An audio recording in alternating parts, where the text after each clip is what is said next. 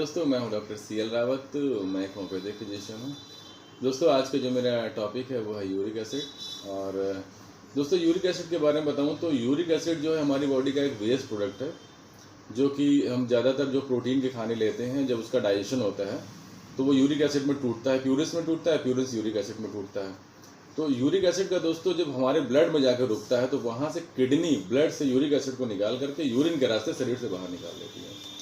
लेकिन कभी कभी हमारे खाने में हमें यूरिक प्रोटीन की मात्रा ज़्यादा हो जाती है, तो फिर यूरिक एसिड का लेवल हमारे ब्लड में बढ़ जाता है। तो दोस्तों, ऐसी कंडीशन में यूरिक एसिड के जो क्रिस्टल बन जाते हैं वो हमारे जॉइंट्स में आके एक्यूमुलेट हो जाते हैं। और सबसे पहला जॉइंट है वो आपके रिस्ट जॉइंट में, फिंगर जॉइंट में, और ज़्यादा लेवल बढ़ता है तो फिर एल्बो में, शोल्डर जॉइंट में, नीज जॉइंट में, हमारी एडियो में, हर जगह मतलब एक पेनफुल कंडीशन हो जाती है हमारे जॉइंट्स में। दोस्तों, ऐसी कंडीशन हम लोग बोलते हैं गाउटी अर्थराइटिस। इससे ये अर्थराइटिस का ही एक टाइप है, गाउटी अर्थराइटिस। हिंदी में इसे हम लोग बोलते हैं गठिया। अगर इसका लंबे समय तक ट्रीटमेंट ना किया जाए तो हमारी जो उंगलियां होती हैं वो टेढ़ी हो जाती हैं, ऐसे करके टेढ़ी हो जाएंगी आपको। दूसरी चीज़ दोस्तों ये है, ये यूरिक एसिड जो है हमारी किडनी में भी जो है एक्यूमुलेट होना चालू हो जाता है। और जब दोस्तों किडनी में एक्यूमुलेट होता है तो किडनी में स्टोन कॉज कर देता है। जो भी लोग पानी कम पीते हैं तो उनको यूरिक एसिड के क्रिस्टल किडनी में जो है धीरे धीरे करके एक दूसरे से जुड़ के बड़ा किडनी का 4 mm, 5 mm, 6 mm ऐसा जो है वो क्रिस्टल बन जाता है, जिससे फिर उसको किडनी स्टोन हो जाता है। और दोस्तों, किडनी स्टोन का पेन भी बहुत सीवियर होता है। दोस्तों, आप सबसे पहले ये बताते हैं कि यूरिक एसिड में आपको क्या डाइट लेनी चाहिए, क्या खाना चाहिए, क्या नहीं खाना चाहिए। दोस्तों, हमें किडनी यूरिक एसिड में सी फूड नहीं लेने चाहिए, या जैसे कि फिशेज हैं, क्रैम्स हैं, या जो भी सी फूड से आते हैं वो नहीं लेने चाहिए। हमें मीट नहीं लेना चाहिए, चिकन, मटन, ऑरेंज मीट यानी कि लीवर, अंडे।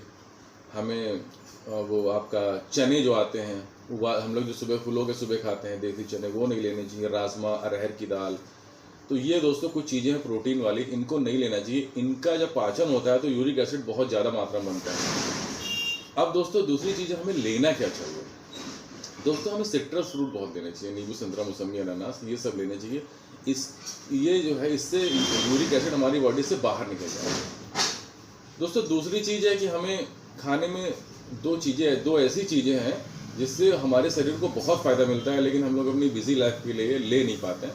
दोस्तों, ज्वार और बाजरा की रोटियां बना के, अगर आप एक टाइम आप ज्वार की रोटी बना के खाएं, दूसरे टाइम आप बाजरा की रोटी बना के खाएं, पूरा ये नहीं कि ज्वारी है थोड़ा सा आटा मिला लें, थोड़ा ज्वार मिला लें, एक टाइम बाजरा हो तो उसमें थोड़ा आटा मिला के इसकी रोटी बना के खाएं, तो आपका यूरिक एसिड का लेवल बहुत कम हो जाएगा। आपकी कॉन्स्टिपेशन बिल्कुल सही हो जाएगा, आपका पाइल्स अगर तो बिल्कुल सही रहेगा। शुगर वाले मरीज अगर इसको खाते हैं तो उनका शुगर भी कंट्रोल रहेगा। दोस्तों, अब आते हैं इसकी दवाइयों के बारे में। दोस्तों, इसमें जो सबसे पहली मेरी दवा है वो है अर्टिका यूरेंस। अर्टिका यूरेंस का मैं मदर टिंजर के रूप में यूज़ करता हूँ, और अर्टिका यूरेंस की 20 ड्रॉप सुबह, दोपहर, शाम आधे कप गुनगुने पानी में दिन में 3 बार देता हूँ। इससे दोस्तों यूरिक एसिड का लेवल बहुत तेज़ी से डाउन हो जाएगा। दोस्तों, दूसरी जो मेरी दवा है वो बेंजोइक एसिड है। दोस्तों, जो बेंजोइक एसिड है इसको भी मैं मदर टिंचर में यूज़ करता हूँ, और 20-20 बूंद आधे कप पानी में दिन में 3 बार देता हूँ। दोस्तों, बेंजोइक एसिड को मैं बहुत कम यूज़ करता हूँ। मैं अभी तक फिलहाल इसको 30 पोटेंसी में यूज़ कर रहा था, लेकिन मदर टिंचर में और भी अच्छी काम करती है। दोस्तों, एक और मदर टिंचर है बर्बेरिस वल्गरिस मदर टिंचर, जिसको ज़्यादातर लोग पथरी में भी यूज़ करते हैं, लेकिन ये यूरिक एसिड के लेवल को भी कम करता है, और हमारे किडनी स्टोन को गलाने में भी ये 100% कारगर दवा है।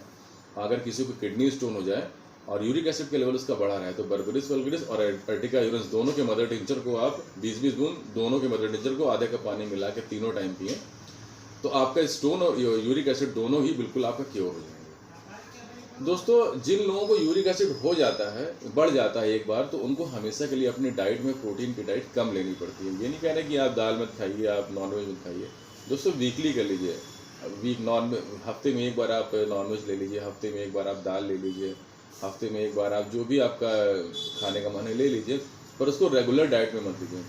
दोस्तों, एक बात और रह गई कि लीवर भी यूरिक एसिड का प्रोडक्शन करता है। जो लोग ज़्यादा अल्कोहल या बियर लेते हैं रेगुलर बेस पे, उनका लीवर यूरिक एसिड का प्रोडक्शन करता है। तो ऐसे लोगों को अपनी अल्कोहल को करीब करीब काफ़ी हद तक कम करना पड़ेगा। वरना उनका यूरिक एसिड का लेवल कंट्रोल नहीं होगा। दोस्तों स्मोकिंग भी यूरिक एसिड को बढ़ाती है, तो स्मोकिंग भी आप ना करें तो बहुत बेहतर होगा। और दोस्तों कुछ दवाइयाँ और हैं जो हमारे जॉइंट पेन में काम आती हैं और साथ में यूरिक एसिड में, जिसमें पहली दवा है वो है रस्टॉक्स। दोस्तों रस्टॉक्स 30 की पोटेंशियल की आप 5-5 बूंद दिन में 3 बार लें 1 चम्मच पानी में डाल के, तो आपका जो नी पेन, यूरिक एसिड की वजह से जो नी पेन हुआ है गाउटी अर्थराइटिस का, वो उसमें आपको दोस्तों बहुत राहत मिलेगी। और दोस्तों एक और दवा है लीडम पाल 30 की 5-5 बूंद दिन में 3 बार अगर आप लें तो आपका जॉइंट पेन उसमें भी बहुत अच्छी तरह से आपको फ़ायदा मिलेगा लीडम पाल दवा में। दोस्तों ये कुछ दवाइयाँ थी यूरिक एसिड बढ़ने की। अगर इसके बाद आपका कोई कमेंट है, कुछ है, तो आप मेरे को डिस्क्रिप्शन बॉक्स में बताइएगा या मेरे कमेंट सेक्शन में लिखिएगा, तो मैं हर कोशिश करूँगा कि हर सभी का जवाब दूँ। थैंक यू दोस्तों, मैं बहुत ही जल्द अगली वीडियो में फिर आपसे मिलता हूँ।